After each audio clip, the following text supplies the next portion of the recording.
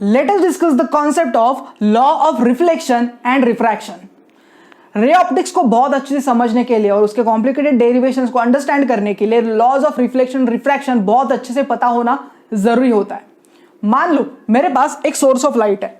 ये source of light क्या करता है? It emits energy in all possible direction. Light ray सब जगह पे ट्रैवल करता है। कोई भी आप देखो ना, बल्ब देखो तो लाइट सब जगह पे ट्रैवल करेगी, सन देखो सब जगह पे ट्रैवल करेगी। तो अभी ये कॉन्सेप्ट समझने के लिए हमारे पास क्या होना चाहिए? हमारे पास एक मीडियम होना चाहिए, फर्स्ट मीडियम, हमारे पास सेकेंड मीडियम होना चाहिए, and at the same time हमारे पास एक लाइट सोर्स होना चाहिए। तो लाइट सोर्स में से एक लाइट रे के बारे में हम लोग बात करेंगे। तो यहां से एक लाइट रे हम लोग कंसिडर कर रहे हैं स्ट्रेट लाइन, और यहां पे जो लाइट आप यूज करोगे that will be monochromatic. Monochromatic, monochromatic word का मतलब होता है light of single wavelength and frequency. तो इसको बोलते हैं मोनोक्रोमैटिक लाइट। तो एनीवेज, तो यहां से हम लोग एक इंसिडेंट लाइट ले रहे हैं जो आईपी, ये इंसिडेंट रे हो गया हमारा। यहां पे हम लोग एक वर्टिकल बना रहे हैं perpendicular to surface X Y, इसको हम लोग बोल रहे हैं नॉर्मल, और नॉर्मल हम लोग ने n1p n2 से रिप्रेजेंट किया है। अभी हमें बाकी की चीजें भी देखनी है। देखो ये इंसिडेंट रे नॉर्मल के साथ जो एंगल बनाता है उसको हम लोग बोलेंगे आई को बोलते हैं एंगल ऑफ इंसिडेंस। अभी मान लो यहां पे ये रिफ्लेक्टिंग सरफेस होता है एक्स वाई पूरा का पूरा, है ना? तो अगर रिफ्लेक्टिंग होता तो ये रे रिफ्लेक्ट हो जाता आपका, तो ये होता आपका एंगल ऑफ रिफ्लेक्शन आर। हम लोग दोनों केसेस एक ही इसमें देख रहे हैं, ठीक है? हम लोग रिफ्लेक्शन भी देख रहे हैं, रिफ्रैक्शन भी देख रहे हैं, तो उसके हिसाब से आप अंडरस्टैंड कर लेना। ओके, तो यहां पे अगर सेकेंड सरफेस यहां से एक्स वाई स्टार्ट नहीं होता तो ये जो रे वो अनडेविएटेड जाता, सीधा सीधा जाता, तो ये डॉटेड लाइन से रिप्रेजेंट किया है।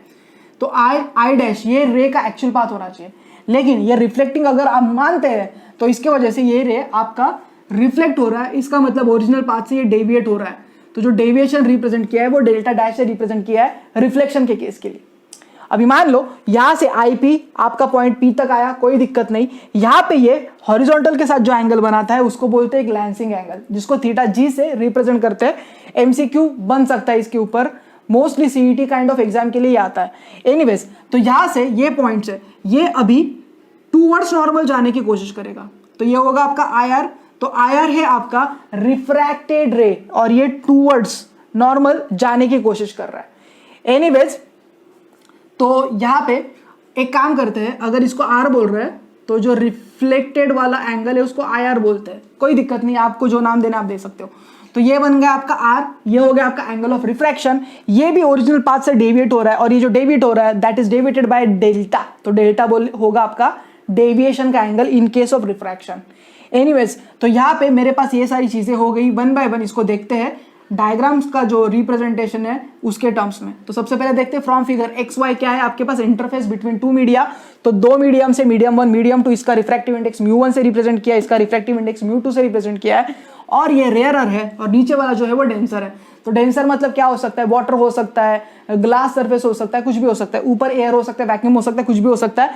कंपेरेटिवली रेयरर आपको लेना है। ओके, तो एक्स वाई हो गया interface between two media, IP हो गया आपका इंसिडेंट रे, पीक्यू हो गया आपका रिफ्लेक्टेड रे, पीआर हो गया आपका रिफ्रैक्टेड रे, n1p n2 आपका हो गया नॉर्मल, आई होता है एंगल ऑफ इंसिडेंस, आर होता है एंगल ऑफ रिफ्रैक्शन, आईआर हम लोग ये केस में ले रहे हैं angle of reflection, theta G को हम लोग बोल रहे हैं glancing angle, delta is angle of deviation for refraction. So delta is angle of deviation for refraction, delta dash is angle of deviation for reflection.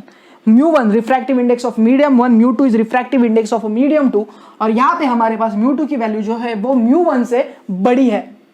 तो ये हो गया laws of reflection and refraction के बारे में एक जनरल इंफॉर्मेशन।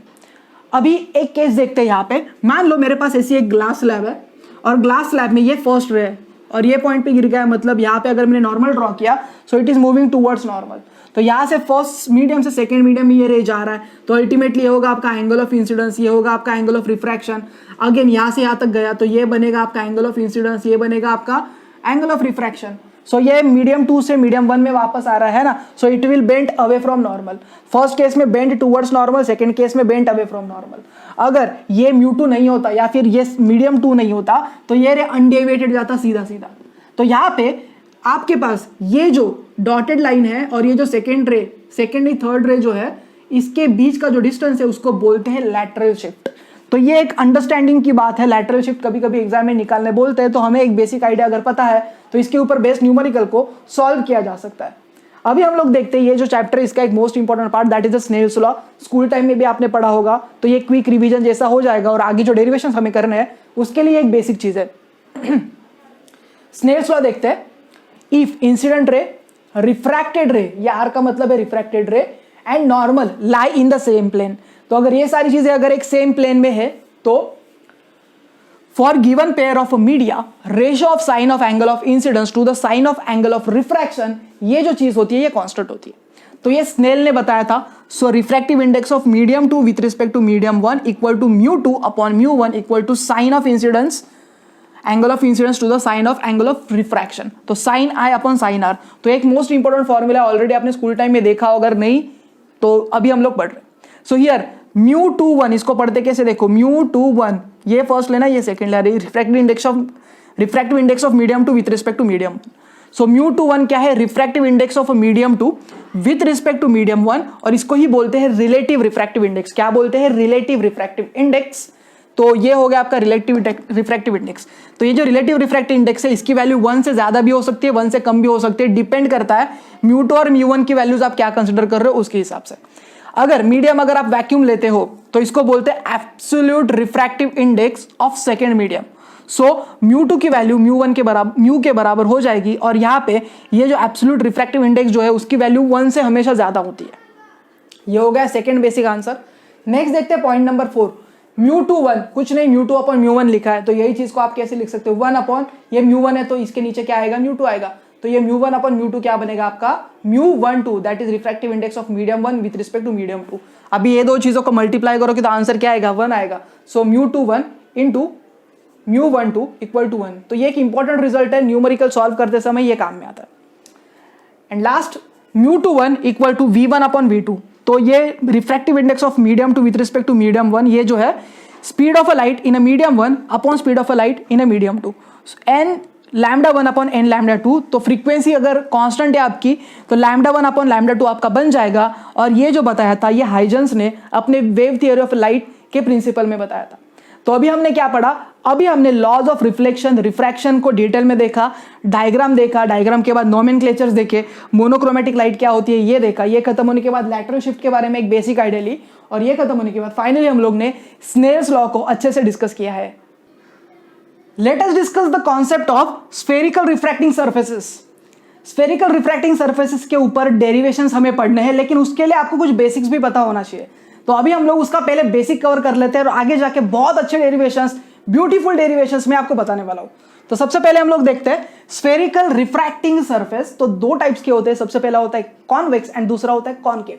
तो देखो यहां पे हमारे पास अगर ऐसा कुछ सरफेस है, अंदर पूरा का पूरा डेंसर मटेरियल है ना, और बाजू में आपके पास कंपेरेटिवली रेयरर मटेरियल है, तो ऐसा अगर आपके पास कोई सरफेस है तो उसको बोलते हैं कॉनकेव स्फेरिकल, और यहाँ पे हम लोग ये रिफ्रैक्शन के लिए यूज करने वाले हैं, सो दैट्स व्हाई वर्ड है रिफ्रैक्टिंग सरफेस। तो यहाँ पे ये मेरे पास प्रिंसिपल एक्सिस है जिसको मैंने पीए से रिप्रेजेंट किया है, एक्स पी वाई, ये रिप्रेजेंटेशन के लिए हम लोग यूज कर रहे हैं, और ये कॉन्वेक्स सरफेस है।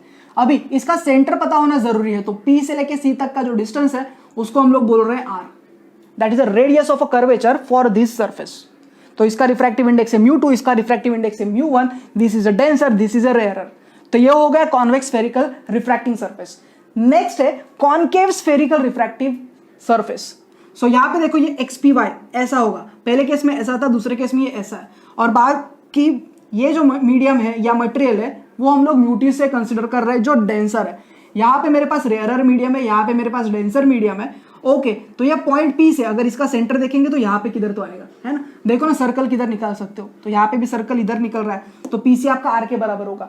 अभी ये रेडियस है, अभी साइन कन्वेंशन के बारे में कोई भी बात नहीं हुई है, पी सी उसका आर है और यहाँ पे भी इसका पी सी आर है, और ये होगा आपका प्रिंसिपल एक्सिस। तो ये हो गया आपका कॉनकेव स्फेरिकल सरफेस है, लेकिन ये रिफ्रैक्शन के लिए हम लोग यूज कर रहे हैं, so that's why we are using concave spherical refracting surface. तो ये हो गया जनरल आइडिया। नेक्स्ट हम लोग देखते हैं साइन कन्वेंशन।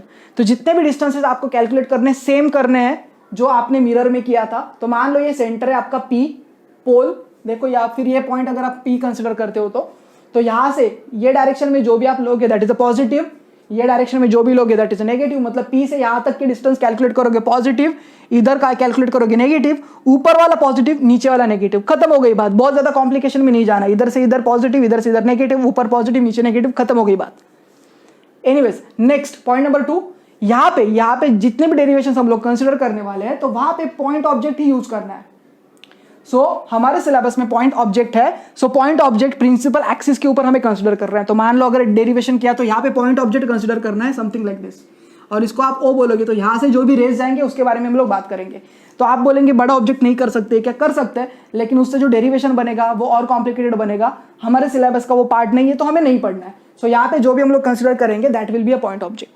एंड दूसरी बात यहाँ पे अपर्चर, अपर्चर मतलब पी से लेके एक्स तक का डिस्टेंस, पी से लेके वाई तक का डिस्टेंस, या ये जो डिस्टेंस है वो बहुत कम लेने, स्मॉल लेने, तभी जाके ये डेरिवेशंस वैलिड होते हैं। अदरवाइज ये डेरिवेशंस इतने वैलिड नहीं होते, क्योंकि यहाँ पे अगर आपने ऐसी कुछ लाइंस बनाई और यहाँ पे मान लो कोई इमेज वगैरह मिल गया तो एंगल्स यूज करने पड़ते हैं। तो एंगल्स यूज करने के लिए हमें स्मॉल एंगल्स कंसिडर करने पड़ते हैं, एंड वो एंगल्स हमें रेडियन में लिखने होते हैं। So that's why aperture of a spherical surfaces has to be small.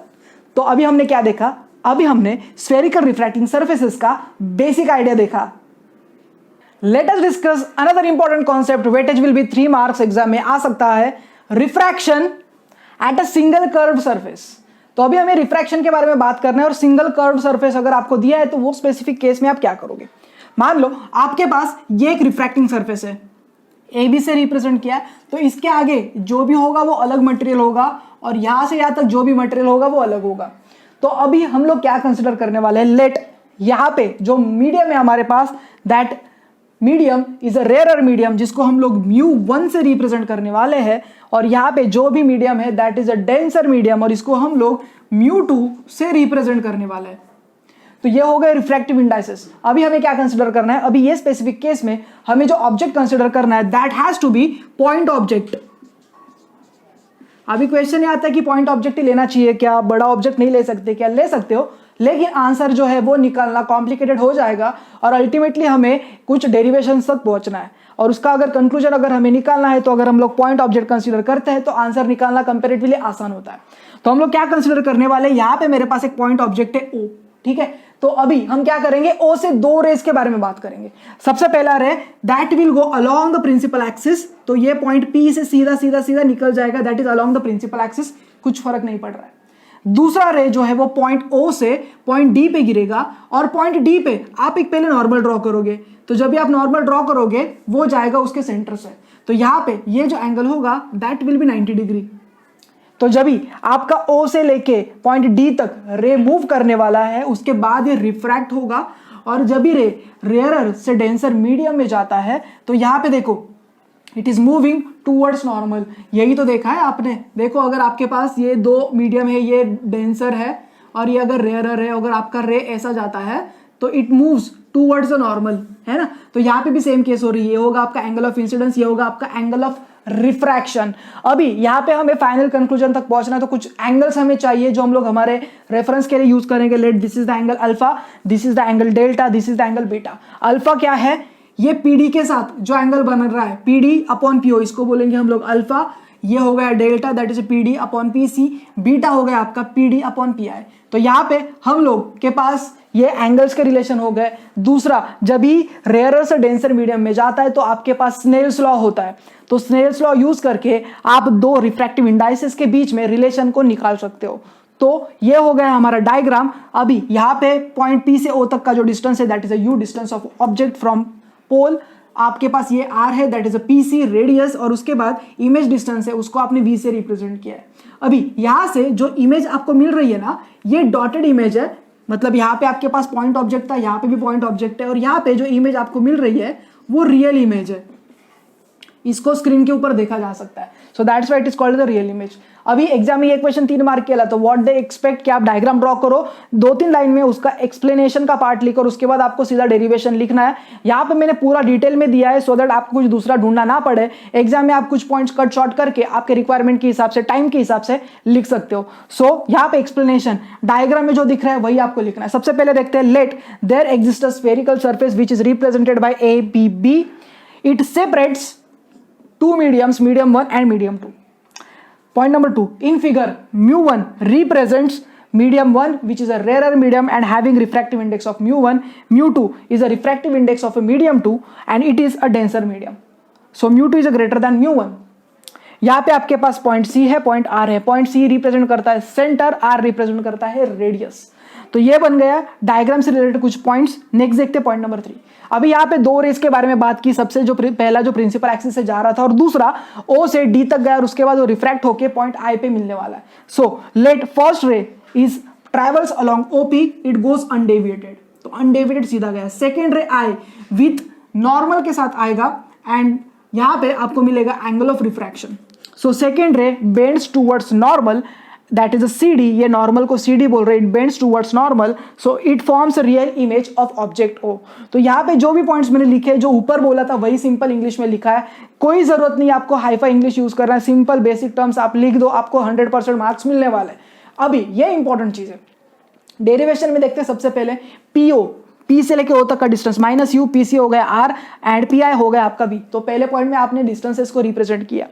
Alpha, beta and delta are the angles OD, CD and ID makes with the principal axis. तो यहाँ पे OD किधर है? OD, CD एंड ID ये principal axis का जो angle बनाते हैं उसको अल्फा, बीटा एंड डेल्टा बोला है. पॉइंट नंबर 3, अभी हमको स्नेल्स लॉ यूज करना है. स्नेल्स लॉ क्या बोलता है? mu2 upon mu1 equal to sine upon sine R. ये हमें पता है. लेकिन यहाँ पे ये जो एंगल्स है ना वो बहुत स्मॉल है. तो small angles can be expressed into radiance. तो साइन आई को अप्रोक्सीमेटली आई लिखा जाता है. अगर साइन थीटा कंसिडर करो तो अप्रोक्सीमेटली थीटा कंसिडर किया जाता है. ये कंसिडरेशन है, इसमें आप और मैं कुछ नहीं कर सकते. So let point D is close to point B. So alpha, beta, delta, I are very small and it can be expressed in radians. So sin I can be written as I, sin R can be written as R. So mu1 sin I, यही equation को rearrange किया है, equal to mu2 sin R. तो sin I के जगह पे I लिखा जा सकता है, sin R के जगह पे R लिखा जा सकता है. तो लिखो so mu1 I equal to mu2 R, है ना. तो अभी हमें क्या करना है? ये I और R ये जो है ना, इसके जगह पे कुछ तो लिखना है, तभी जाके हमारा डेरिवेशन आगे प्रोसीड होगा. I के जगह पे क्या लिख सकते हैं? देखो यहाँ पे आपके पास I है, तो अभी आपके पास ट्राइंगल्स है, ये यूज करना है आपको. ठीक है. तो ये ट्राइंगल्स जो है वो ट्राइंगल यूज करके आप आई के बीच में रिलेशन निकाल सकते हो, आर का भी एक रिलेशन निकाल सकते हो. एनीवेज देखते हैं. Since alpha plus I is equal to alpha plus delta. तो यहाँ पे देखो आई है आपके प्लस और आई अल्फा प्लस डेल्टा के हिसाब से लिख सकते हो. तो पहले तो ये एक ट्राइंगल यूज करना है और एक ट्राइंगल यूज करना है. तो आई के लिए आप अल्फा प्लस डेल्टा यूज कर सकते हो. कैसे है? Exterior angle theorem. नेक्स्ट है आपके पास delta is equals to R plus beta. तो डेल्टा देखो किधर है? डेल्टा. तो delta is equal to R plus beta. Again ये एक्सटीरियर एंगल थ्योरम यूज किया आपने. सो इसके हिसाब से R is equal to delta minus beta लिखा जा सकता है. तो आई और आर की वैल्यूज मिल गई. क्या करना है? ये इक्वेशन में सब्स्टिट्यूट करना है. तो सब्स्टिट्यूट करते हैं. सो mu1 आई के जगह पे क्या लिखा? Alpha plus delta equal to mu2 delta minus beta. Bracket को ओपन करो. mu1 alpha plus mu2 beta is equal to mu2 minus mu1 delta. तो यहाँ पे देखो अल्फा के जगह पे क्या लिख सकते हो? PD अपॉन PO लिख सकते हो. डेल्टा की जगह पे क्या लिख सकते हो? PD अपॉन PC लिख सकते हो. बीटा की जगह पे क्या लिख सकते हो? PD अपॉन PI लिख सकते हो. तो लिखते हैं. So alpha is arc PD upon PO, beta is equal to arc PD upon PI, delta is arc PD upon PC. तो ये लिख दिया हमने. सो mu1 अल्फा की जगह पे लिखो PD अपॉन PO की जगह पे -u लिख सकते हैं, है कि नहीं. बीटा की जगह पे क्या लिख सकते हो आप? PD अपॉन V लिख सकते हो, है ना. और डेल्टा की जगह पे PD upon PC. So PD upon R लिख दिया. अभी यहाँ से PD will get cancel. Rearrange करो इक्वेशन को. So mu2 upon v minus mu1 upon u equal to mu2 minus mu1 upon r. और ये एक मोस्ट इंपॉर्टेंट क्वेश्चन है और ये जो आंसर है ये आपको रटा हुआ होना चाहिए. कॉम्पिटिटिव एग्जाम में इसके ऊपर बहुत सारे क्वेश्चंस आते हैं. हम लोग जब आगे जाके कॉम्पिटिटिव फिजिक्स पढ़ेंगे तो उसमें आपको मैं और डिटेल में बताऊंगा. फिलहाल तो हम लोग कॉन्सेप्ट बिल्डर सीरीज में है. मतलब जितना भी बेसिक हमें कॉम्पिटिटिव फिजिक्स के लिए चाहिए उतना मैं आपको बिल्ड करके दे रहा हूँ. NCERT based. आप अगर कोई दूसरे स्टेट बोर्ड से हो तो उसके ऊपर बेस्ड ये पूरे की पूरे लेक्चर सीरीज मैंने बनाई है. तो above equation is for real image and अगर आप वर्चुअल इमेज भी कंसीडर करते हो तो उसके लिए भी सेम टाइप ऑफ इक्वेशन आप यूज कर सकते हो. तो अभी हमने क्या किया? अभी हमने refraction at a single curve surface के लिए प्रॉपर डेरिवेशन देखा. Let us discuss the concept of a lens. Lens किसको बोलते हैं? लेंस बनाने के लिए हमारे पास क्या होना चाहिए? लेंस के कौन से टाइप्स होते हैं? और यहाँ पे कुछ डायग्राम्स मैंने ड्रॉ किए हैं. ये अगर पार्ट अगर आपको अच्छे से समझ गया तो आगे जो डेरिवेशन हम लोग पढ़ने वाले वो आपको बहुत आसान जाने वाला है. सबसे पहले देखते हैं कि लेंस किसको बोलना चाहिए. देखो a portion of a transparent refractive medium bounded by two spherical surfaces और one spherical and other plane surface, इसको हम लोग बोलते हैं लेंस. मान लो मेरे पास ऐसा कोई सरफेस है, देखो ये एक मीडियम अलग मीडियम है, सराउंडिंग में आपके पास एयर है, वैक्यूम में कुछ भी हो सकता है। मान लो मेरे पास एक दूसरा समथिंग ऐसा है ना, तो मान लो ये दोनों का जो रिफ्रैक्टिव इंडेक्स है वो सेम है। अगर ये दोनों को कंबाइन करके सिर्फ इतना ही पोर्शन अगर आप कनेक्ट करते हो, मान लो इसको आपने यहाँ से ब्रेक किया और इसको यहाँ से ब्रेक किया, कनेक्ट कर दिया, हाँ, तो वो स्पेसिफिक केस में आपको जो भी मिल रहा है वो लेंस कंसीडर किया जाता है। तो कंटिन्यूस मटेरियल यूज करके अगर ऐसा कुछ पोर्शन अगर आप बना रहे हो तो उसको हम लोग बोलेंगे लेंस। अभी यहाँ पे देखते हैं लेंस के 2 टाइप्स होते हैं और वो 2 टाइप्स में भी 3 सब टाइप्स आते हैं। तो सबसे पहले देखते हैं कॉन्वेक्स और कन्वर्जिंग लेंस इसे बोला जाता है। कन्वर्जिंग लेंस क्यों बोला जाता है? क्योंकि अगर इसके ऊपर अगर आप कुछ लाइट ऑफ रेज को इंसिडेंट करवाओगे तो कोई तो एक पॉइंट पे आके वो कन्वर्ज हो जाएंगे, that's why those rays are called as converging rays. और ये जो लेंस का टाइप होगा उसको कन्वर्जिंग लेंस ऐसा बोला जाएगा। तो सबसे पहले देखते हैं, ये एक लेंस है मेरे पास, है ना, तो यहाँ पे अंदर आपके पास कुछ ना कुछ मटेरियल होगा, ग्लास होगा या कुछ भी होगा, तो ये होता है double convex lens. Double convex lens, देखो ऐसा कॉन्वेक्स सरफेस है, ये एक कॉन्वेक्स सरफेस है, तो 2 कॉन्वेक्स सरफेस है, that's why it is called the double convex lens. यहाँ पे देखो एक प्लेन सरफेस है और दूसरा है curve surface, so that's why it is called as a plano convex lens. Plano convex lens, तो अंदर भी मटेरियल होगा, कुछ तो ग्लास वगैरह होगा या व्हाटएवर जो भी आपको यूज करना है आप कर सकते हो। नेक्स्ट, यहाँ पे एक मेरे पास ऐसा है कॉनकेव और दूसरा कॉन्वेक्स है, तो अगर ऐसा कुछ है तो इसको बोलते हैं कॉनकेवो कॉन्वेक्स लेंस। देखो जो पहला सरफेस होता है ना वो आपको प्लेनो पहले लिखना होता है, उसके बाद कॉन्वेक्स, तो यहाँ पे क्या आएगा कॉनकेवो और उसके बाद क्या आएगा कॉन्वेक्स लेंस, समझ रहे हो? तो अंदर भी क्या होगा, मटेरियल होगा, मीडियम होगा, जो भी होगा, है ना। नेक्स्ट देखते हैं कॉनकेव और डाइवर्जिंग लेंस। सो यहाँ पे आपके पास अगर 2 सरफेसेस ऐसे ही है और उसको यूटिलाइज करके अगर आप ऐसा कुछ एक कंबाइंड सरफेस बना सकते हो, देखो ना, इसको कट करो उल्टा रख सकते हो, इसको कट करो उल्टा करो, और उसके अंदर अगर आप समथिंग लाइक दिस ऐसा अगर मटेरियल फिल कर देते हो, तो ये मैं क्यों बता रहा हूं ऐसे फॉर्मेट में, क्योंकि आगे जाके जो डेरिवेशंस पढ़ने हैं ना वो यही फॉर्मेट में पढ़ने हैं आपको, ठीक है ना। तो देखो ना, अगर मेरे पास ऐसा कुछ सरफेस है और अगर मेरे पास ऐसा कुछ सरफेस है ना, दोनों को अगर कट कर रहे हो और कंबाइन कर रहे हो तो इफेक्ट आपको ऐसा कुछ मिल सकता है। तो दैट्स वाई ये आपने कॉन्वेक्स के लिए किया, कॉनकेव के लिए आप ऐसा कर सकते हो। तो अगर आपके पास ऐसा एक कंटिन्यूस मीडियम है समथिंग लाइक दिस, तो इसको आप बोलेंगे डबल कॉनकेव। तो डबल कॉनकेव, डबल कॉनकेव, ये होगा आपका एक जगह पे प्लेन है, दूसरी जगह पे कॉनकेव है, तो प्लेनो कॉनकेव लेंस, अंदर सर्टनली कुछ ना कुछ मटेरियल होगा, मीडियम होगा। और यहाँ पे आपके पास ऐसा कुछ तो है, एक कॉन्वेक्स है और दूसरा कॉनकेव है, तो इसको बोलते हैं कॉन्वेक्सो कॉनकेव लेंस। तो ये सबसे पहले पहला सरफेस लेना होता है और उसके बाद दूसरा सरफेस लेना होता है, that's what is called as convexo concave lens.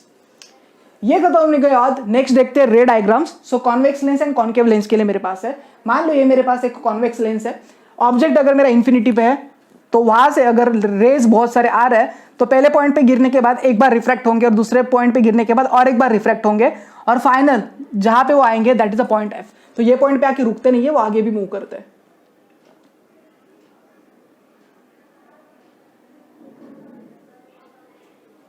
Anyways, so it is equally applicable to all the points. P होगा सेंटर, सो यहां से यहां तक जो पॉइंट पे सारे रेज मिल रहे हैं उसको हम लोग बोलेंगे फोकस। सो कॉन्वेक्स लेंस के लिए एफ की वैल्यू पॉजिटिव होती है, देखो ना, यहां से यहां तक जो भी रेज अगर आप डिस्टेंसेस काउंट कर रहे हो तो उसको हम पॉजिटिव कंसिडर करते हैं। नेक्स्ट है कॉनकेव लेंस। कॉनकेव लेंस मेरे पास है, पैरेलल रेज आए, ये पॉइंट पे गिरने के बाद अवे जाएंगे नॉर्मल से और उसके बाद ये पॉइंट पे गिरने के बाद अगेन ये दूर जा रहा है ना। तो यहाँ पे अगर ये पॉइंट से अगर आप डॉटेड लाइन पीछे खींचते हो तो आपको पता चलेगा ये सारे रेज एक पॉइंट पे मिल रहे हैं और वो जो पॉइंट है इसको ही हम लोग बोल रहे हैं फोकस, है कि नहीं। तो ये बन गया मेरा कॉन्वेक्स लेंस का बेसिक डायग्राम। यहाँ पे फोकस जो होता है वो नेगेटिव होता है और ये हो गया आपका प्रिंसिपल एक्सिस। तो अभी हमने क्या डिस्कस किया, अभी हमने लेंसेज का बेसिक पार्ट डिस्कस किया। Late us discuss the lens maker equation. Lens maker equation समझने से पहले आपको ओनली फॉर अंडरस्टैंडिंग ये जो 2 डायग्राम्स मैंने ड्रॉ किए हैं ना वो अगर अच्छे से आती है तो आगे जाके जो डेरिवेशन में लिखवा के देने वाला हो आपको या समझाने वाला हो वो आपको इजीली समझ जाएगा। लेकिन सबसे पहले ये 2 डायग्राम्स आपको अच्छे से आनी चाहिए। Let me explain all this part. Okay, तो यहां पे सबसे पहले देखते हैं लेंस मेकर इक्वेशन। ये क्या है, आपके पास एक लेंस है प्रॉपर, है ना, और ये लेंस बनाने के लिए आप कोई भी ग्लास यूज कर सकते हो। आपके पास एयर है सराउंडिंग में और सेंटर में आपने लेंस रखा है। इसके बारे में और डिटेल में बात करेंगे, मुझे पहले आपको ओनली फॉर अंडरस्टैंडिंग वाला पार्ट ओफू सिखाना है। ओके, तो यहां से सबसे पहले 2 रेज जाएंगे। एक रे है ओ पी से सीधा सीधा जा रहा है अनडेविएटेड, दूसरा रे है ओ ए और ये जब भी पॉइंट ए पे गिरता है तो उसके बाद ये रिफ्रैक्ट होगा। अगर यहाँ पे सेकेंड सरफेस एग्जिस्ट नहीं होता तो ये अनडेविएटेड सीधा जाता और आई डैश पे मिलता।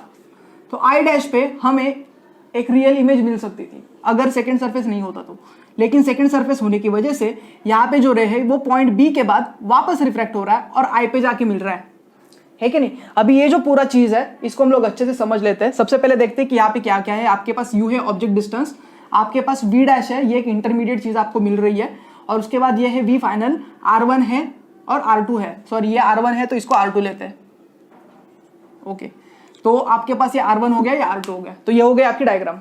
एनीवेज, सो यहां पे देखते हैं ओनली फॉर अंडरस्टैंडिंग। एनीवेज, तो यहां पे मैं अगर फर्स्ट सरफेस लेता हूं, ये वाला अगर मेरे पास फर्स्ट सरफेस है तो सर्टनली मेरे पास O से पॉइंट ऑब्जेक्ट कंसिडर कर रहे तो 2 रेज जा रहा है। तो पहला OP अनडेविएटेड, ये हम लोग सेंटर पे कंसिडर कर रहे हैं पॉइंट P। यहाँ पे अगर किसी को P1 लिखना है आप लिख सकते हो, लेकिन हम लोग ये एक सेंटर लेके चलते हैं सो दैट वो डेरिवेशन वगैरह लिखने में आसानी होती है और कुछ नहीं। तो यहाँ से O से लेके ये पॉइंट तक रे गया और उसके बाद आपके पास ये नॉर्मल है, देखो डॉटेड लाइन से रिप्रेजेंट किया है। तो नॉर्मल हमेशा किधर से जाता है, ये सेंटर से जाता है। तो C1 क्या है, ये सेंटर है, और ये P से लेके C1 तक का डिस्टेंस R1 है। ओके, तो यहां से देखो O से लेके ये पॉइंट तक गया और उसके बाद जब भी ये रिफ्रैक्ट किया ये पॉइंट I डैश पे मिल गया है। एनीवेज, तो ये पॉइंट I डैश पे मिल गया और इसका प्रॉपर डेरिवेशन ऑलरेडी हमने किया है। ये मेरे पास U है, ये मेरे पास V डैश है और ये मेरे पास R1 है, और यहाँ पे जो इमेज मिलने वाली है और रियल इमेज मिलने वाली है, ये प्रॉपर डेरिवेशन हम ऑलरेडी देख चुके हैं। तो वही डेरिवेशन का फाइनल आंसर यहाँ पे हमको यूज करना है। तो यहाँ पे ये I1 है, angle of incidence first, and ये angle of refraction first. Okay, so μ2 upon V dash क्या है आपका इमेज का distance minus μ1 upon U which is equal to μ2 minus μ1 upon R1। तो ये हो गया फॉर्मूला फर्स्ट केस के लिए। यहां तक किसी को कुछ डाउट होना नहीं चाहिए। सेकंड केस देखते हैं। अभी यहाँ पे थोड़ा सा काम खराब होता है, लेकिन थोड़ा दिमाग लगाओ आप। ये सेकंड केस है। ओके, तो सेकंड केस में अगर आप देखते हो तो अगर ये कंटिन्यूस सरफेस मैंने कंसिडर किया तो ये रे देखो ना, ये किधर से तो आ रहा है और उसके बाद ये पॉइंट से वो इधर जा रहा है। तो अभी ये जो चीज है इसको समझ के लेते हैं डायग्राम के थ्रू। सपोज मेरे पास ये सेकंड सरफेस है और ये कंटिन्यूस आपने बना दिया, तो ये हो गया μ2 है ना, और ये दोनों को μ2 इसको कंबाइन करके तो आप लेंस बना रहे हो। तो ये आपके पास μ2 है, आपके पास ये रे है, हमें नहीं पता ये किधर से आ रहा है। तो हम लोग मान के चलेंगे इसका जो वर्चुअल ऑब्जेक्ट है वो I डैश है। अगर ये रे को अगर मैं डॉटेड आगे खींच दूंगा तो ये जो है वो वर्चुअल ऑब्जेक्ट के जैसा एक्ट करेगा। और अभी ड्यू टू सेकंड सरफेस यहाँ पे ये अवे फ्रॉम नॉर्मल जाने की कोशिश करेगा। कैसे, वापस एक बार बता दो। देखो ये मेरे पास डॉटेड अगर आप लाइन बना देते हो तो ये क्या बन जाएगा आपका, एक परपेंडिकुलर बन जाएगा, है कि नहीं। तो यहाँ पे आपके पास ये परपेंडिकुलर है तो ये होगा I2, और यहां से ये अगर रिफ्रैक्ट हो रहा है तो ये पॉइंट से ये I पे मिलेगा, that will give you final image. तो ये होगा आपका I2 और ये होगा आपका R2। तो अगर आपको ये डायग्राम समझ चुकी है तो आपको अभी सिर्फ नोमेनक्लेचर देना है। तो V रिप्रेजेंट करता है final image, V dash represent करता है आपका वर्चुअल ऑब्जेक्ट। पहले केस में तो ये रियल इमेज मिल सकता था आपको, लेकिन यही चीज अभी वर्चुअल ऑब्जेक्ट के जैसा एक्ट हो रहा है, और ये है R2 है ना। तो ये आपके पास R2 है। तो अल्टीमेटली यहाँ पे R2 है। आगे जाके जो डेरिवेशन आप पढ़ने वाले हो उसमें भी इसको R2 कंसिडर करना। शायद ये R1 अगर आगे जाके अगर मैंने लिखा है तो वो आप R2 मार्क करके चलो। ओके, एनीवेज, तो यहाँ पे देखो, यहाँ पे मेरे पास μ1 अपॉन V है ना। तो फाइनल किधर मिल रहा है आपको, μ1 में मिल रहा है। तो μ1 upon V minus μ2 upon V dash which is equal to μ1 minus μ2 upon R2। तो ये बन गया मेरा सेकेंड इक्वेशन। अगर ये दो इक्वेशंस मेरे पास है तो ये दो इक्वेशन को मुझे क्या करना है, सिंपली ऐड करना है और रीअरेंज करना है। एग्जाम में अभी आप एक चीज ध्यान में रखो, ये जो ओनली फॉर अंडरस्टैंडिंग वाला जो चीज है ना वो आपको एग्जाम में लिखना नहीं है, that is only for your understanding. आगे जाके यहाँ पे डेरिवेशन का पार्ट आ जाएगा और आपको क्या लिखना है वो आपको बहुत अच्छे से समझने वाला है। ये स्पेसिफिक डायग्राम में अगर आप एक चीज नोटिस करते हो ना तो यहाँ पे R2 लिखा है, ठीक है। तो क्वेश्चन ये आता है कि R2 किधर लिखे। ये जो एरर है वो जानबूझ के किया गया है, क्योंकि बहुत सारे बच्चे एग्जाम में अगर ऐसा कुछ क्वेश्चन आता है, न्यूमेरिकल आता है, तो ये मिस्टेक करके आते हैं और वो डायरेक्ट पकड़ में आता है, क्योंकि आपने ये डॉटेड लाइन बना दी है ना। तो आप यहाँ पे R2 बना दोगे, लेकिन यहाँ पे एक चीज आपको ध्यान में रखनी है, आपका जो R2 होगा वो ये नहीं होगा, ये जो है पूरा है that will be your R2, क्योंकि ये नॉर्मल है एंड रे जो है आपका that is moving away from normal. So that's why ये जो होगा वो होगा आपका फाइनल इमेज। समझ गए आप। यहाँ पे क्या एक मिस्टेक थी जो बच्चे करते हैं। ओके, तो अभी तक हम लोग ने क्या पढ़ा, अभी तक हम लोग ने लेंस मेकर इक्वेशन का एक डायग्राम देखा और वो डायग्राम को प्रॉपर कट करके हम लोग ने दो एस्पेक्ट में देखा, और वो जो दो एस्पेक्ट थे वो थे only for understanding. Only for understanding में हम लोग ने क्या किया, दो रिफ्रैक्टिंग सरफेस के बारे में बात किया। सबसे पहला ये एक रिफ्रैक्टिंग सरफेस, आपने ऑब्जेक्ट रखा और उसके बाद रिलेवेंट इक्वेशन लिखा। सेकंड रिफ्रैक्टिंग सरफेस लिया आपने, ऑब्जेक्ट और रिस्पेक्टिव इमेज के लिए आपने इक्वेशन लिखा। So this is the part of only for understanding. I hope सो कि आपको बहुत अच्छे से समझा है। Late us discuss the concept of lens maker equation. Exam में ये जो क्वेश्चन है वो 3 मार्क के लिए, 4 मार्क के लिए, 5 मार्क के लिए पूछा गया है। आपको यहाँ पे प्रॉपर डिराइव करने के लिए बोलते हैं। एट द सेम टाइम इसके साथ और एक 2 मार्क का क्वेश्चन या फिर न्यूमेरिकल दे दिया जाता है। तो अल्टीमेटली आपका ये कर्तव्य बनता है कि आपको ये क्वेश्चन अच्छे से आ जाना चाहिए, इसको आप एक बार अच्छे से बना लो। दूसरी बात यह है कि इसको मैं प्रॉपरली आपको समझाने वाला हूं। देखते हैं लेंस मेकर इक्वेशन ये क्या चीज है। लेंस मेकर इक्वेशन के लिए आपके पास कोई भी एक लेंस होना चाहिए। आप कॉनकेव लेंस ले सकते हो, आप कॉन्वेक्स लेंस ले सकते हो। आपके जो सिलेबस में है वहां पे कॉन्वेक्स लेंस के बारे में बात की है, तो इसके लिए लेंस मेकर इक्वेशन के लिए कॉन्वेक्स लेंस का हम लोग यूज करने वाला है। तो कॉन्वेक्स लेंस कैसे बनता है ये ऑलरेडी हम लोग ने देख लिया है। आपके पास एक रिफ्रैक्टिंग सरफेस होना चाहिए, ओके, जो एयर से अलग उसका रिफ्रैक्टिव इंडेक्स हो। तो यहाँ पे हम लोग क्या करेंगे, हम लोग एक कॉन्वेक्स लेंस लेंगे। तो यहाँ पे आपके पास एक कॉन्वेक्स लेंस है, सराउंडिंग में μ1, ये आपके पास एक मीडियम 1 है। ये एयर हो सकता है, वैक्यूम हो सकता है, जो भी आपको रखना है आप रख सकते हो। मेरे पास ये लेंस है, लेंस का एक अलग मटेरियल है जिसको हम लोग म्यूटे से रिप्रेजेंट कर रहे हैं। यहाँ पे कुछ अजम्पशन है। सबसे पहली चीज कि आपको जो ऑब्जेक्ट कंसिडर करना है, it has to be point object. तो आपने क्या किया, पॉइंट ऑब्जेक्ट लिया और ये आपको किधर रखना है, आपको ये प्रिंसिपल एक्सिस के ऊपर रखना है। तो PA से रिप्रेजेंट किया है मैंने principal axis. So principal axis पे आपने ऑब्जेक्ट को रखा। अब यहां से 2 रेज के बारे में बात करनी है, ठीक है। अभी तक हम लोग वही पढ़ रहे हैं ना, 2-3 रेज ही हम लोग ऑब्जेक्ट से लेते हैं और उसके बाद हमारा डेरिवेशन बन जाता है। तो यहां से 2 रेज लेंगे। सबसे पहला अलोंग प्रिंसिपल एक्सिस जाएगा। तो अलोंग प्रिंसिपल एक्सिस जा रहा है तो यहाँ पे एंगल कितना बना रहा है, 90 डिग्री बना रहा है। सीधा सीधा चला जाएगा अनडेविएटेड। तो ये तो हो गया मेरा पहला रे। दूसरा जो रे है मेरा OA, ठीक है। तो यहां से गया मेरा रे OA, पॉइंट A पे गिरेगा। जैसे वो पॉइंट A पे गिरेगा, सेकेंड सरफेस की वजह से क्या होगा, वो रिफ्रैक्ट होगा। It is moving from rare to denser medium, है ना। सो रे विल बेंड टूवर्ड्स नॉर्मल। तो अगर यहाँ पे कुछ नॉर्मल अगर आपने बनाया तो आपको पता चलेगा it is bending towards the normal. तो A से B तक जाने तक तो कोई दिक्कत नहीं, क्योंकि यहां तक तो मीडियम सेम था, लेकिन B के बाद वापस मीडियम चेंज हो रहा है। और ये स्पेसिफिक केस में आपको क्या होने वाली है, थोड़ी सी दिक्कत होने वाली है, क्योंकि यहाँ पे अगर मेरे पास सेकंड मीडियम नहीं होता और A मीडियम अगर कंटिन्यू होता तो OA अनडेविएटेड यहाँ ये पॉइंट से रिफ्रैक्ट होने के बाद वापस वो डेविएट नहीं होता और सीधा सीधा जाके पॉइंट I पे आपको फाइनल आंसर दे देता। और ये डेरिवेशन हमने ऑलरेडी किया है कि नहीं। अगर मेरे पास एक कंप्लीट कंटिन्यूअस रिफ्रैक्टिंग सरफेस है तो वहां पे मेरा जो रे है वो डायरेक्टली आपको फाइनल आंसर दे देता है। उसका आंसर भी देखा था हमने, derivation μ2/v minus μ1/u which is equal to μ2 minus μ1/r, है कि नहीं।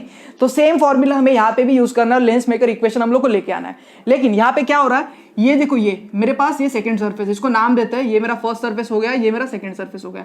सेकंड सरफेस की प्रेजेंस की वजह से ये जो रे है ये पॉइंट के बाद I' तक नहीं पहुंचता, ये और एक बार रिफ्रैक्ट हो जाता है और अभी ये डेंसर से रेयरर मीडियम में रिफ्लेक्ट हो रहा है। तो यहाँ पे ये इधर इधर इधर आएगा और जब ही आपका लाइट का रे डेंसर से रेयरर मीडियम में आता है so it bends away from normal. तो यहाँ पे अगर आपने एक नॉर्मल ड्रॉ किया तो आपको पता चलेगा ये नॉर्मल से अवे मूव करने की कोशिश करता है और फाइनली पॉइंट R पे जाके वो आपको दिखेगा। सो अल्टीमेटली आपके पास अभी ओवरऑल क्या सिनेरियो है, अभी पास आपके पास ऑब्जेक्ट है, आपके पास ये I' है और अभी आपके पास I है। तो अभी हमें कंसिडरेशंस करने हैं कुछ, हमें रियल ऑब्जेक्ट वर्चुअल ऑब्जेक्ट का खेल अभी करना है, ठीक है ना, तभी जाके आपका ये डेरिवेशन बनेगा। ओके, सो 1 बाय 1 डेरिवेशन प्रोसीड करते हैं और यहाँ पे जो सिंबल्स है इसका मीनिंग भी मैं आपको बताऊंगा। लेकिन सबसे पहले अगर मैं ये फर्स्ट सरफेस कंसिडर करता हूं तो उसका जो रेडियस है वो PC1 से रिप्रेजेंट किया है और C1 जो है वो सेंटर ऑफ कर्वेचर है फर्स्ट मीडियम के लिए। मान लो अगर ये मेरे पास सेकंड मीडियम ऐसे कंटिन्यूस होता तो उसका जो सेंटर होता वो C2 से रिप्रेजेंट किया है और उसका जो रेडियस है वो R1 से रिप्रेजेंट किया है। दूसरी बात, पॉइंट P से अगर मैं ऑब्जेक्ट का डिस्टेंस निकालूं तो उसको हम लोग U रिप्रेजेंट कर रहे हैं।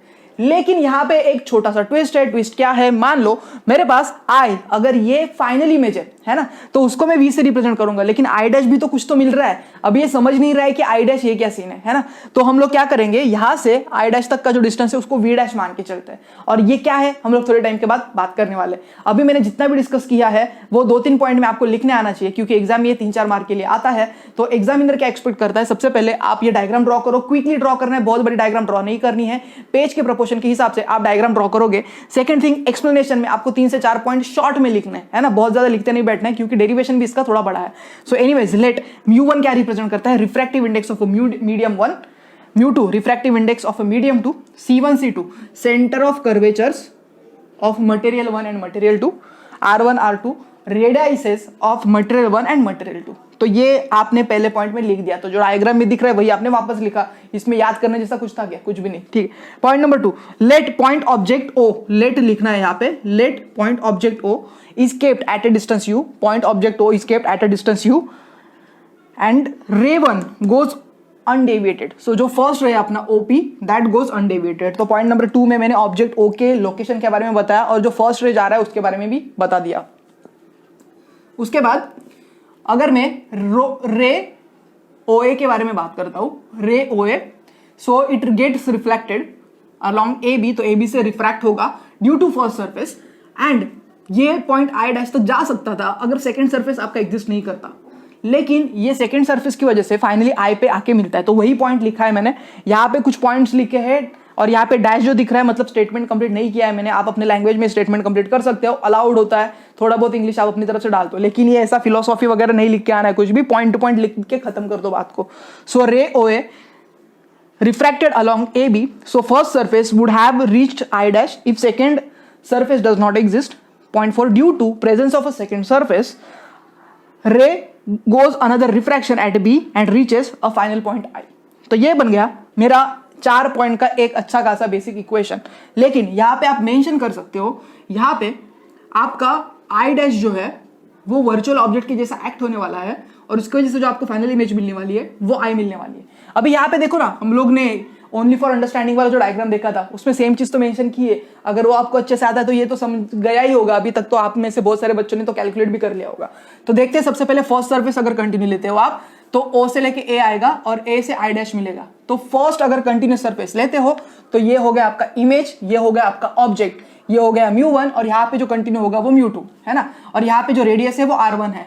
तो आपने इक्वेशन भी बनाया होगा। सेकंड देखते हैं, सेकंड केस, अगर सेकंड सर्फेस ऐसा कंटिन्यू है तो वो स्पेसिफिक केस में आपके पास ये एज अ ऑब्जेक्ट जैसा एक्ट करेगा एंड उसके बाद ये जो है वो आपका फाइनल इमेज एक्ट होगा। तो ऑब्जेक्ट डिस्टेंस होगा आपका v डैश, इमेज डिस्टेंस होगा आपका v और μ2 होगा आपका सरफेस। समझ गए आप? एनीवेज, सो आपके पास कंटिन्यूस सरफेस के 2 केसेस हो गए, 1 बाय 1 इसका डेरिवेशन देखते हैं, आराम से समझ जाएगा, अभी आपको कोई दिक्कत नहीं होनी चाहिए। So for first refraction, object distance is a u and image distance is a v dash. So μ2 upon image distance, so μ2 upon v dash minus μ1 upon u equal to μ2 minus μ1 upon r1। किसके लिए लिखा समझा आपको? ये पहला वाला correct होशियार हो गया आप। सो μ2 अपॉन v डैश क्यों लिखा? बिकॉज ये पहले केस में इमेज के जैसा एक्ट होता है। Anyways, for second refraction I dash acts as a virtual object, ठीक है। तो सेकंड केस के लिए I डैश जो है वो वर्चुअल ऑब्जेक्ट के जैसा एक्ट करता है in a lens medium of a refractive index μ2 to produce a final image at a distance v। तो अभी हमारे पास ये सेकंड केस हो गई। सो यहाँ पे हमारे पास ये है μ1 अपॉन v। μ1 अपॉन v क्यों देखा है? क्योंकि आपको जो फाइनल इमेज मिल रही है वो μ1 में मिल रही है कि नहीं, तो इसके लिए वो μ1 लिखा है। Anyways, so μ1 upon v minus μ2 upon v dash, μ2 upon v dash which is equal to μ1 minus μ2 upon r2।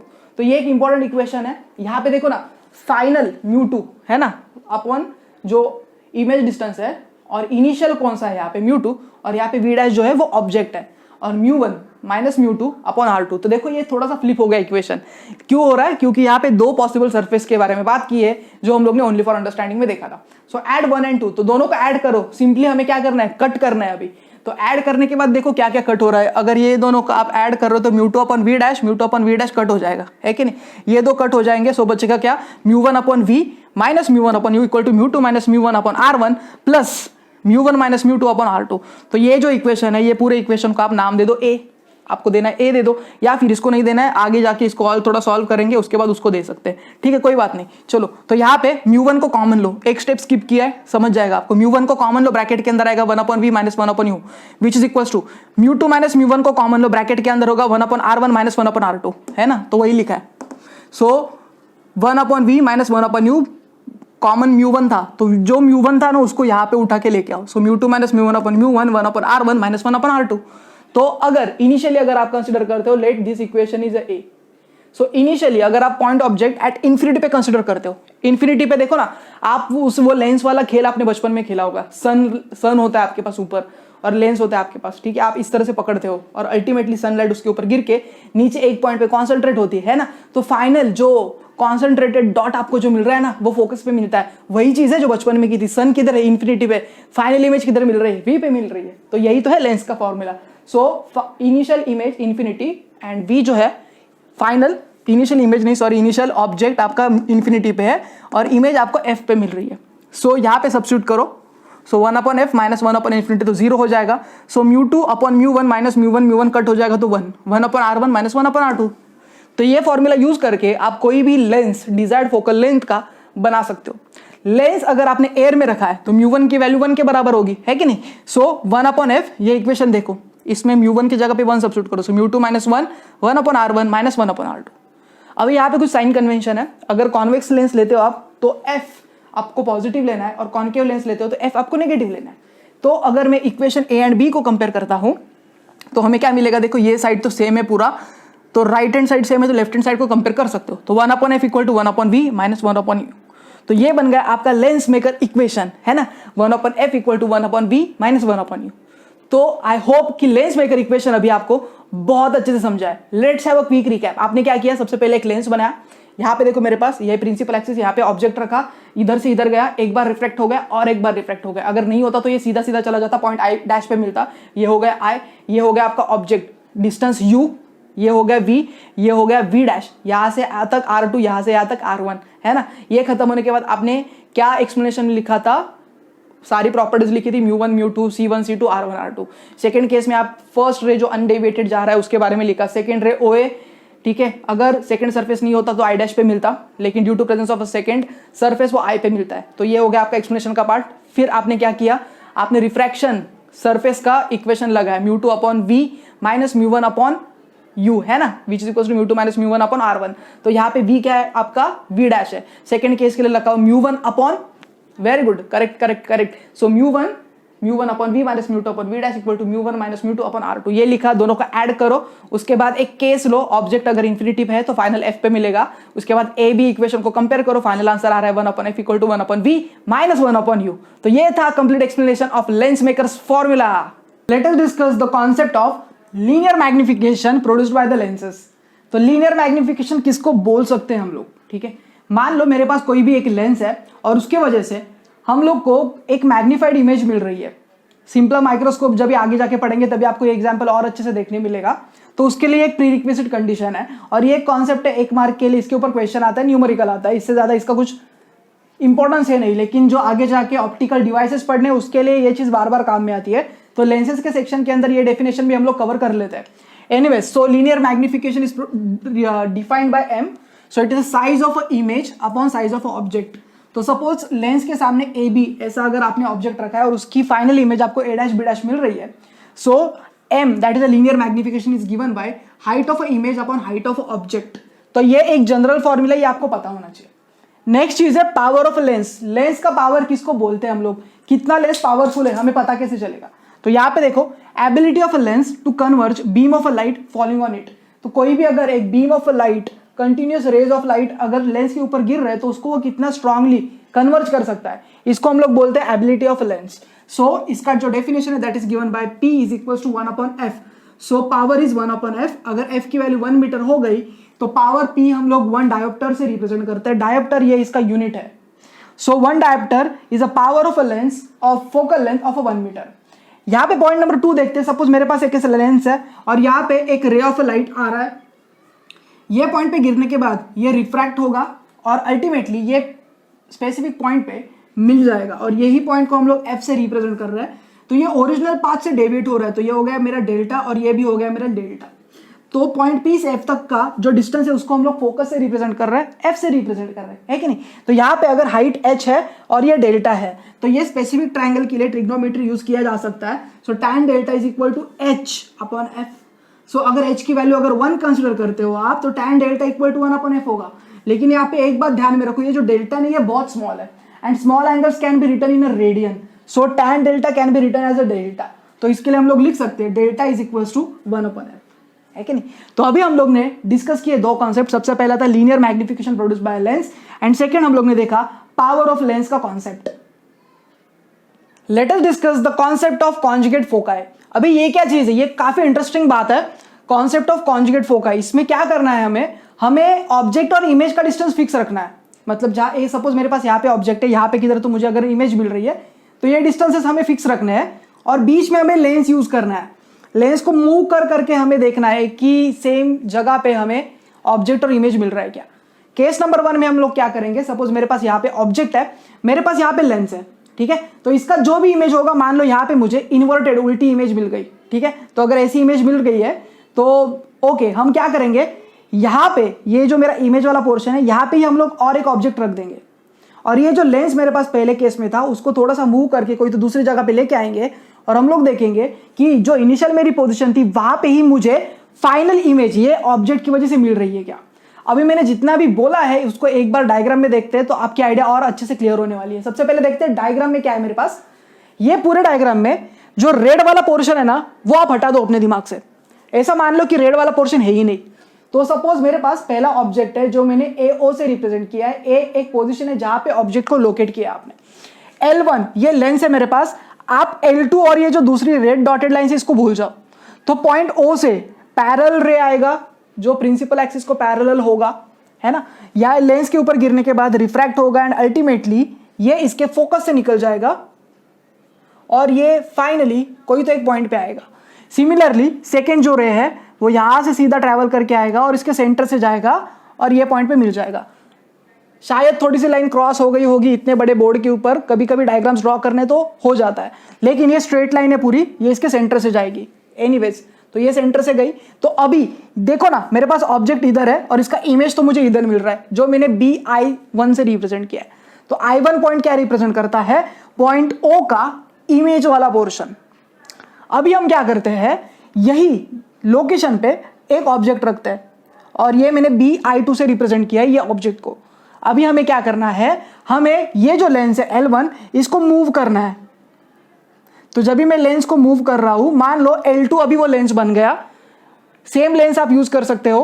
तो ये L2 अगर लेंस मेरे पास यहां पे है तो अभी मेरे पास ये L1 है नहीं, है ना। अभी जो ब्लैक वाला पोर्शन है उसको भूल जाओ, सिर्फ रेड वाला कंसिडर करो। अभी मेरे पास ये ऑब्जेक्ट है, ये ऑब्जेक्ट से एक ray parallel to principal axis आएगा। आफ्टर रिफ्रैक्शन ये पॉइंट O पे मिलेगा एंड सिमिलरली यहां से एक रे आएगा जो सेंटर से जाएगा सीधा पॉइंट O पे मिलेगा। तो I2 जो है ना उसका इमेज मुझे किधर मिल रहा है, यहां पे किधर तो मिल रहा है। ऐसा कुछ हो सकता है, शायद यहां पे ध्यान दो, शायद इसकी साइज कम ज्यादा हो सकती है। तो मान लो पहले केस में अगर मैं ऑब्जेक्ट की साइज ये रख रहा हूं तो इमेज मुझे यहाँ पे छोटी मिल सकती है। ये रिप्रेजेंटेशन करने का तरीका है, कितना कॉम्प्लिकेशंस आप बढ़ाओगे, है कि नहीं। तो एक ही डायग्राम में अगर सब कुछ दिखाना है तो इतना सब पॉसिबल नहीं होता। हाँ, अगर किसी को दिखाना है तो यहाँ से डॉटेड लाइन ये पॉइंट पे आके आप खत्म कर सकते हो, कोई दिक्कत नहीं। लेकिन यहाँ पे अल्टीमेटली हमको बोलना क्या है, देखो U1 रिप्रेजेंट कर रहा है यहां से यहां तक जो लेंस है उसका ऑब्जेक्ट का डिस्टेंस, और उसके बाद V1 रिप्रेजेंट कर रहा है इमेज आपको पहली वाली किधर मिल रही है उसका। सेकंड केस में मान लो मैंने जो भी ऑब्जेक्ट रखा है, अभी यहाँ पे एज्यूम कर रहा है यहाँ पे जो फाइनल इमेज मिलने वाली है उससे ये जो I2B है वो बड़ा है। ऐसा एज्यूम करके चलते तो हमारी डायग्राम गलत नहीं होगी। तो ये थोड़ा सा बड़ा रख के चलता है तो फिर ये AO जो है वो मैनेज हो जाएगा हमारा। एनीवेज सो सेकंड केस के लिए यहां से यहां तक ये बनेगा मेरा ऑब्जेक्ट का डिस्टेंस और यहां से यहां तक बनेगा मेरा इमेज का डिस्टेंस। सो ये हो गया मेरा V2 और ये U2। लेकिन U2 क्या है, ये इमेज का डिस्टेंस है और ये V2 क्या है, ऑब्जेक्ट का डिस्टेंस है। आप वाइस वर्सा भी कर सकते हो, कोई दिक्कत नहीं, कॉन्सेप्ट पढ़ने के लिए आप कर सकते हो। तो ये एक कॉन्सेप्ट हो गया। अभी इसको एक्सप्लेनेशन के पार्ट में पढ़ते हैं। देखो एक्सप्लेनेशन में क्या है, for Lenz L1 object distance is given by U, image distance is given by V1, so ray coming from O forms image at I1। तो O से जितने भी रेज आ रहे हैं I1 पे मिल रहे हैं। ये हम लोग किसके लिए एक्सप्लेनेशन देख रहे हैं, जो ब्लैक पोर्शन है उसके लिए। Therefore ray starting from O and form image at I are completely reversible. तो यहाँ पे जो I1 है ये, तो O से जो भी रेज आ रहे हैं और I1 पे जितने भी इमेज फॉर्म हो रहे हैं, यहाँ पे अगर मैं कोई दूसरा ऑब्जेक्ट रखता हूं तो ये चीज को रिवर्सिबल किया जा सकता है। So point number 2, position of object and image are interchangeable. So if object B में अगर आप ऑब्जेक्ट रखते हो, कोई तो दूसरा ऑब्जेक्ट रखते हो, और यहां से I2 से अगर आप रेज ले रहे हो तो फाइनली वो पॉइंट O पे जाके मिलेंगे। तो ये जो कॉन्सेप्ट होता है इसको ही बोलते हैं कॉन्जुगेट फोकाई। नेक्स्ट पार्ट हम लोग देखते हैं combination of thin lenses in a contact. अभी combination of thin lenses in a contact, अभी ये क्या चीज है, इसको कैसे पढ़े? ठीक है, आसान बात है, कोई दिक्कत नहीं है इसमें। देखो मेरे पास डायग्राम में क्या है, थीन लेंस मैंने लिया है, ये मेरा लेंस 1, ये लेंस 2, ये L1 है और ये मेरे पास L2 है। ऐसे n नंबर ऑफ लेंसेज आप ले सकते हो। ये जो फॉर्मूला है एग्जाम के लिए इंपॉर्टेंट है, 2 मार्क के लिए डेरिवेशन पूछते हैं या फिर इसके ऊपर बेस्ड न्यूमेरिकल आता है 1 की 2 मार्क के लिए। ठीक है, तो ये अच्छे से प्रिपेयर करके रखना है, आसान है, कुछ दिक्कत नहीं। एनीवेज, मान लो मेरे पास पॉइंट ऑब्जेक्ट है जो मैंने O पे रखा है। यहां से 2 रेज के बारे में बात करेंगे। सबसे पहला प्रिंसिपल एक्सिस से जाएगा, तो ये मेरा प्रिंसिपल एक्सिस है, यहां से गया अनडेविएटेड। सेकेंड रे लेंस 1 के फर्स्ट सरफेस पे गिरा, उसके बाद ये रिफ्रैक्ट हो गया, अगेन ये गया इधर से, और ये फाइनल जो मिल रहा है ना वो आई पे मिल रहा है।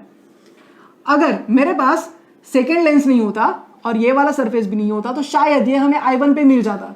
ये हम लोग क्या पढ़ रहे हैं, वो देखो लेंस वाला, लेंस मेकर इक्वेशन है ना, सेम है ये। ठीक है, मतलब आगे जाके हम लोग ये जो 2 लेंस है उसको कंबाइन करके देखने वाले हैं नेक्स्ट पॉइंट्स में।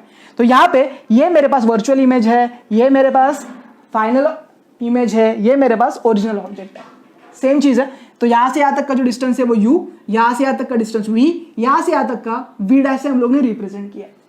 सो देखते हैं डेरिवेशन, बहुत आसान है ये। So image form by first lens, so 1/v minus 1/, equal to 1/f। तो यहाँ पे v के जगह पे आप लिखोगे v, क्या है यहाँ पे भाई, v1। ओके, तो v1 लेते हैं अपने को, क्या ओके, तो v1 minus 1/u equal to 1/f1। तो f1 रिप्रेजेंट करता है लेंस 1 का फोकल लेंथ।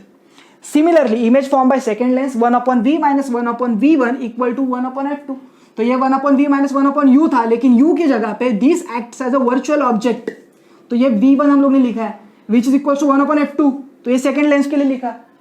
अभी हमारे पास क्या, ये 2 इक्वेशन है, क्या करना है, ऐड करना है, करते हैं।